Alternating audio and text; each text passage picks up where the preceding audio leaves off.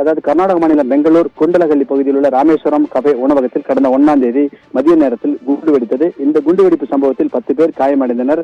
இந்த காயமடைந்த அனைவரும் தற்போது சிகிச்சையிலிருந்து டிஸ்சார்ஜ் ஆகி வருகின்றனர். இந்த நிலையில் இது சம்பந்தமாக முக்கிய குற்றவாளியை பிடிப்பதில் பெங்களூரு மாநகர குற்றப்பிரிவு போலீசார் தாமதப்படுத்திய நிலையில் தேசிய புலனாய்வு பிரிவு போலீசார் வசம் இந்த வழக்கு மாற்றப்பட்டது.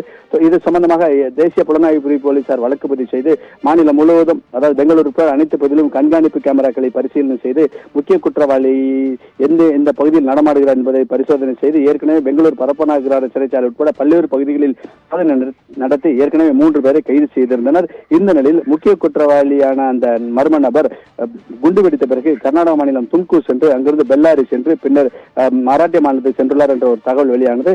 இந்த நிலையில் பெல்லாரியில் முகாமிட்டுள்ள தேசிய புலனாய்வு பிரிவு போலீசார் குண்டு வைத்த நபர் பெல்லாரி வணிக வளாகம் பகுதியில் வாகனத்தில் சென்றதெல்லாம் தெரிய வந்தது. இந்த நிலையில் பெல்லாரி தனியார் தொழிற்சாலையில் வேலை செய்து வரும் ஷபீர் என்ற நபரை இன்று காலை 4 மணி அளவில் தேசிய புலனாய்வு பிரிவு போலீசார் பிடித்துள்ளனர். இவர் குண்டு வைத்த நபருடன் தொலைபேசியில் பேசியுள்ளார் என்ற விவரம் கிடைத்த பிறகுதான் இந்த ஷபீரை கைது செய்துள்ளனர். இது ஒருபுறம் இருக்க, முக்கிய குற்றவாளியை பிடிப்பதில் தேசிய புலனாய்வு பிரிவு போலீசார் தாமதம் செய்து வருகின்றனர். அதாவது அவர்கள் பிடிக்க இயலவில்லை. தொடர்ந்து முக்கிய குற்றவாளி குறித்து யாராவது தகவல் கொடுத்தால் அவர்களுக்கு 10 லட்சம் பரிசு வழங்கப்படும் என்று கூட தேசிய புலனாய்வு பிரிவு போலீசார் அறிவிக்கப்பட்டிருந்தது. இந்த நிலையில் முக்கிய குற்றவாளிகளுடன் தொடர்பில் இருந்த நபர்கள் அடுத்தடுத்து சிக்கி வருகிறார்கள் என்பது குறிப்பிடத்தக்கது.